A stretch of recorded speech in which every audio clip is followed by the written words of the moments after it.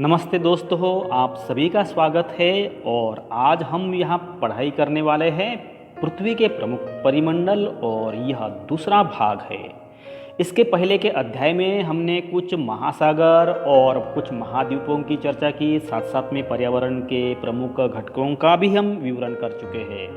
आज हम इस अध्याय में जानने की कोशिश करते हैं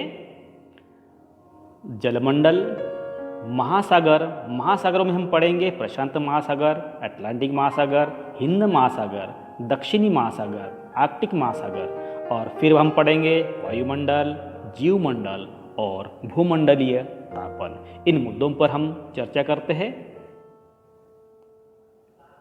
दोस्तों, जलमंडल हम किसे कहते हैं? अगर हम ऊपर से देखेंगे पृथ्वी को तो पृथ्वी हमको नीली नजर आती है और इसीलिए हम पृथ्वी को नीला ग्रह भी कहते हैं। और पृथ्वी का इसका कारण भी यह है कि पृथ्वी का जो 71% भाग है वो जल से भरा हुआ है और 29% भाग वो स्थल से भरा हुआ है। और जलमंडल में जल के सभी रूप उपस्थित होते हैं, जिसमें महासागर है, नदियाँ, झीलें, हिम नदियाँ, भूमिगत जल, वायुमंडल और ये जलबाष्प भी सम्मिलित होते हैं। और पृथ्वी पर पाए जाने वाले जल का जो 97% भाग होता है वो महासागरों में पाया जाता है। और इसीलिए पृथ्वी पर पानी का प्रमाण ज़्यादा होने के कारण जब हम आकाश से पृथ्वी को देखते हैं तो वो हमको नीला नजर आता है। लेकिन यह पानी इतना खारा होता है कि मानव के उपयोग के लिए नहीं किया जा सकता। और शेष जल का जो बहुत बड़ा भाग है वो बर्फ की परतों एवं हिम नदियों तथा भूमिगत जल के रूप में पाया जाता है। और जल का बहुत ही कम भाग अलवण जल है, जल के रूप में पाया जाता है। अलवण मतलब जो पीने लायक जो जल होता है उसको हम अलवण बोलेंगे, जिसमें नमक की मात्रा नहीं होती है, जो मनुष्यों के इस्तेमाल में आता है। और यही कारण है कि नीले ग्रह में रहने के बावजूद भी हमको पानी की कमी महसूस होती है, क्योंकि पीने लायक पानी कम है और जो लवणीय जल है वो ज़्यादा है। महासागर जलमंडल के एक मुख्य भाग है और ये आपस में एक दूसरे से जुड़े हैं, ये हम पहले ही देख चुके हैं। और महासागरीय जल होता है वो हमेशा गतिशील होता है और इसीलिए वहाँ हमेशा कुछ ना कुछ मूवमेंट होती रहती है, लहरें आती रहती है। और वो है तरंगे, ज्वार और भाटा। ये महासागरीय जल की 3 मुख्य गतियाँ होती है। और बड़े से छोटे आकार के आधार पर अगर हम इनको क्रम में लगाएंगे तो सबसे पहले आता है प्रशांत महासागर, दूसरा अटलांटिक महासागर, तीसरा हिंद महासागर, चौथा दक्षिण महासागर और पांचवा आर्कटिक महासागर। और हम यहाँ देख रहे हैं कि पाई डायग्राम के सहायता से अगर हम समझने की कोशिश करते हैं तो महासागर 97.5% पानी भरा है, लेकिन उसमें से 2.5% पानी केवल अलवण है जो पीने लायक है, और वो भी कुछ बर्फ के मात्रा में है, कुछ नदियों में है, कुछ अंडरग्राउंड है। तो इस प्रकार से जल का वितरण हुआ है। हम महासागरों की बात कर रहे हैं तो सबसे पहले बड़े महासागर की बात कर रहे हैं वो है प्रशांत महासागर। और प्रशांत महासागर सबसे बड़ा महासागर कहा जाता है और यह पृथ्वी के एक तिहाई भाग में फैला हुआ है। और पृथ्वी का सबसे गहरा भाग है मारियाना गर्त। हमने इसके पहले के भाग में देख चुके हैं कि प्रशांत महासागर में ही है जो मारियाना स्ट्रेंच कहते हैं इसको। और प्रशांत महासागर लगभग वृत्ताकार है। अगर हम देखेंगे वो वृत्ताकार है क्योंकि पृथ्वी गोल है। और जब हम फ्लैट नक्शा देखते हैं तो हमको नजर आता है कि पश्चिम की ओर भी प्रशांत महासागर दिखाई देता है और पूरब की ओर भी प्रशांत महासागर दिखाई देता है।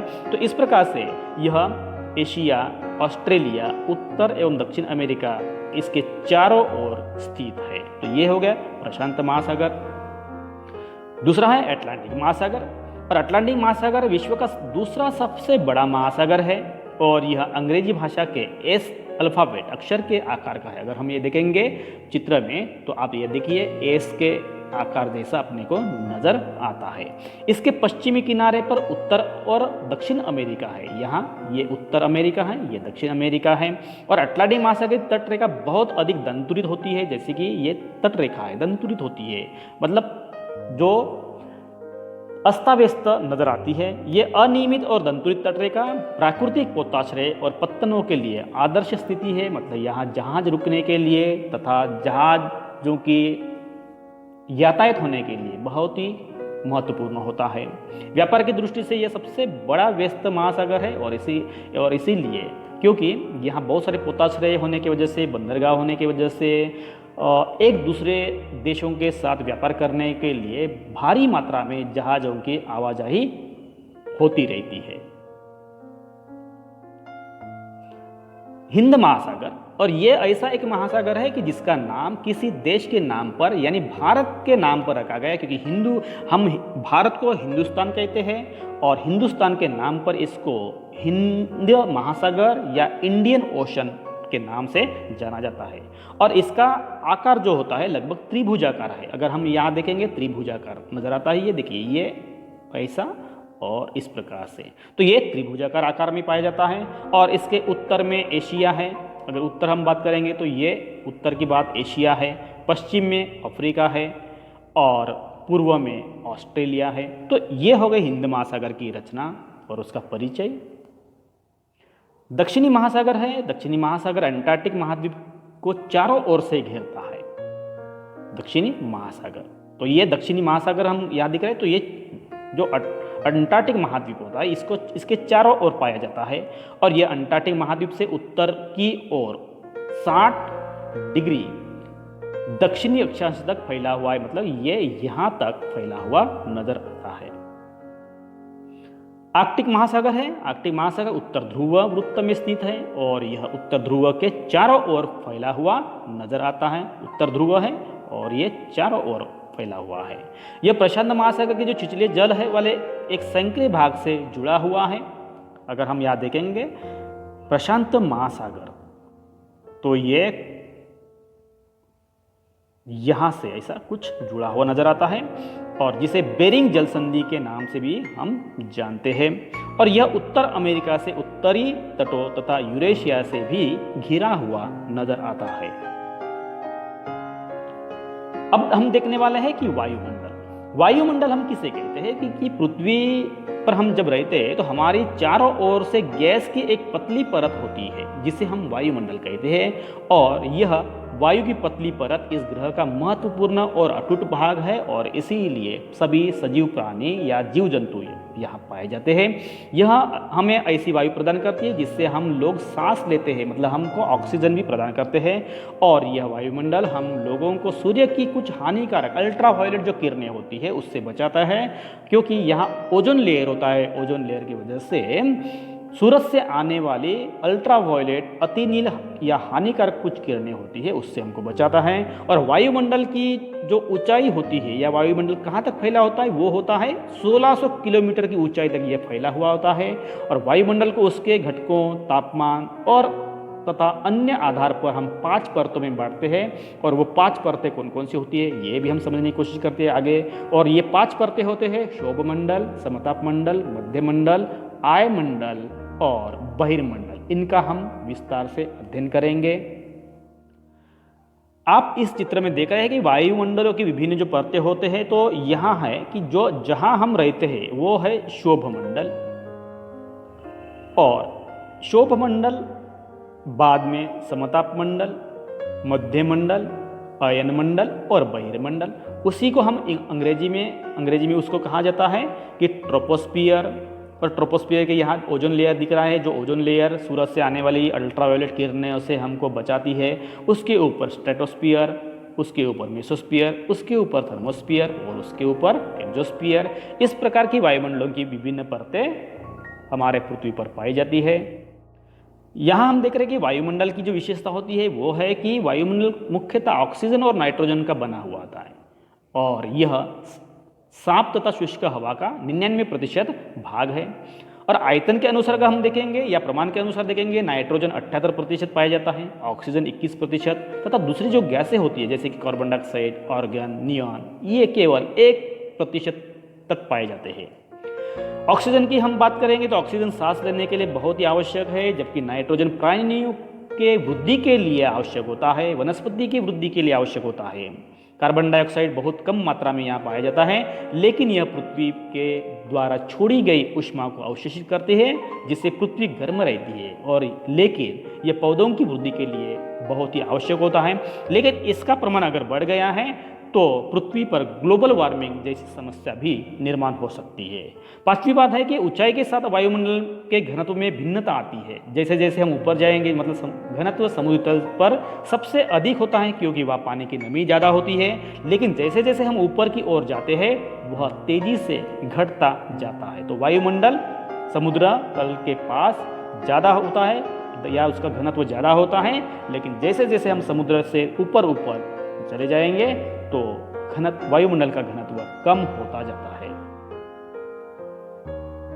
पहाड़ों पर पर्वतारोही को हवा के घनत्व में कमी होने के कारण सांस लेने में कठिनाई होती है, क्योंकि इसके पहले हमने देखे कि जैसे कि समुद्र तल से हम जैसे जैसे ऊपर जाएंगे वैसे वैसे वायुमंडल का जो घनत्व होता है वो कम होता जाता है, जिसमें हवा या ऑक्सीजन की कमी होने के कारण पहाड़ पर जाने वाले पर्वतारोही या माउंटेनियर्स होते हैं उनको अपने साथ प्राकृतिक रूप से ऑक्सीजन के सिलेंडर लेकर जाना पड़ता है। ऊंचाई पर सांस लेने के लिए उन्हें अपने साथ ऑक्सीजन सिलेंडर लेकर जाना पड़ता है। जैसे हम ऊपर की ओर जाते हैं तापमान वह घटता जाता है। सातवीं बात है कि वायुमंडल पृथ्वी पर दबाव डालता है और यह एक स्थान से दूसरे स्थान पर अलग अलग हो सकता है। कुछ क्षेत्रों में हमें अधिक दाब महसूस होता है, जबकि कुछ क्षेत्रों में कम दाब महसूस होता है। और नवीं बात यह है कि वायु उच्च दाब से निम्न दाब की ओर बहता है, उच्च दाब से निम्न दाब की ओर बहता है। और जब वायु गतिशील होता है तो उसको हम पवन कहते हैं। तो इस प्रकार से ये हो गए वायुमंडल की कुछ विशेषताएं। दूसरी बात करें हम जीवमंडल, तो जीवमंडल ये स्थल, जल तथा हवा के बीच का एक सीमित भाग है। हम जैसे देख रहे हैं कि यह है लिथोस्फीयर मतलब भूमंडल, हाइड्रोस्फीयर जलमंडल और एटमॉस्फेयर वायुमंडल। और इन तीनों का जो पार्ट होता है, तीनों के पार्ट में कुछ सजीव जीव जंतु रहते हैं, तो उसको हम कहते हैं बायोस्फीयर या जैवमंडल या जीवमंडल। यह वह भाग है जहाँ जीवन मौजूद है। यहाँ जीवों की बहुत सी प्रजातियां हैं जो सूक्ष्म जीवों तथा बैक्टीरिया से लेकर बड़े स्तनधारियों के आकार में पाई जाती है। यहाँ मनुष्य सहित सभी प्राणी जीवित रहने के लिए एक दूसरे के साथ जीवमंडल से जुड़े हुए हैं, और इसीलिए जीवमंडल में सभी प्रकार के प्राणियों का वास्तव्य पाया जाता है, उनकी मौजूदगी यहाँ दिखाई देती है।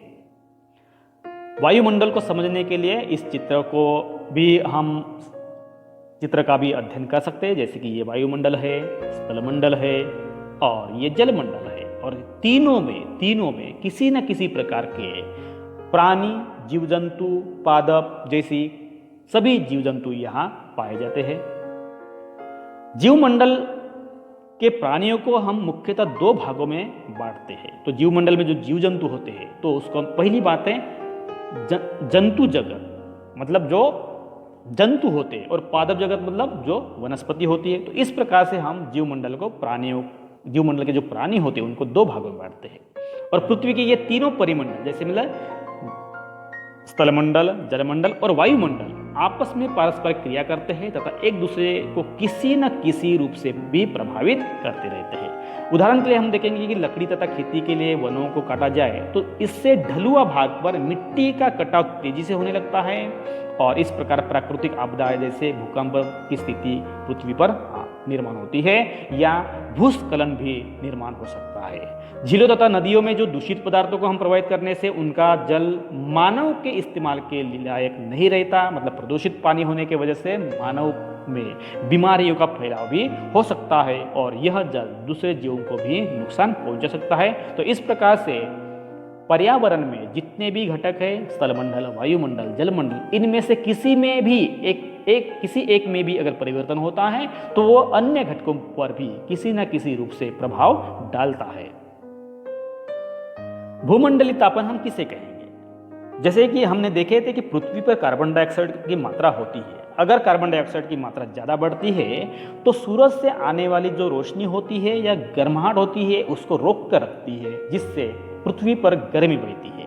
और ये भूमंडलीय तापन में जो उद्योग से छोड़ने वाली जो कुछ गर्मी होती है तापीय विद्युत संयंत्रों से या गाड़ियों का उत्सर्जी पदार्थ होते हैं, इससे वायु को प्रदूषित किया जाता है।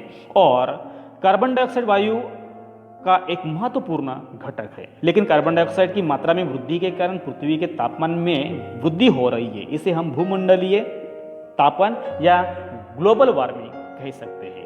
इसलिए भूमंडल, वायुमंडल, जलमंडल के बीच प्राकृतिक संतुलन को बनाए रखने के लिए पृथ्वी के संसाधनों के सीमित उपयोगों की आवश्यकता होती है। इसका मतलब पृथ्वी से हम जिस प्रकार से संसाधनों का इस्तेमाल कर रहे हैं या उसका जिस प्रकार से हम दोहन कर रहे हैं उसको रोकना जरूरी है। हमारी जरूरतें पूरी करनी है अगर हमको संतुलित प्रकार के वायुमंडल में अगर रहना है तो इस प्रकार से हमको सावधानी बरतनी पड़ती है।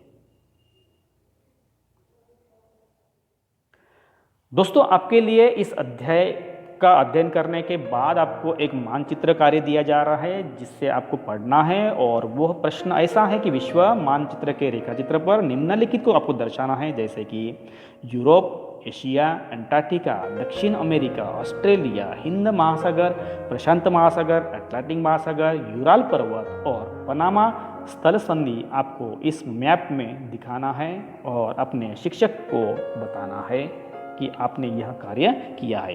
दोस्तों, इसी के साथ हम पृथ्वी के परिमंडल को समझने की कोशिश की है और विभिन्न प्रकार के मुद्दों को भी समझने की कोशिश की है। उम्मीद करता हूँ यह आपको समझ में आया है।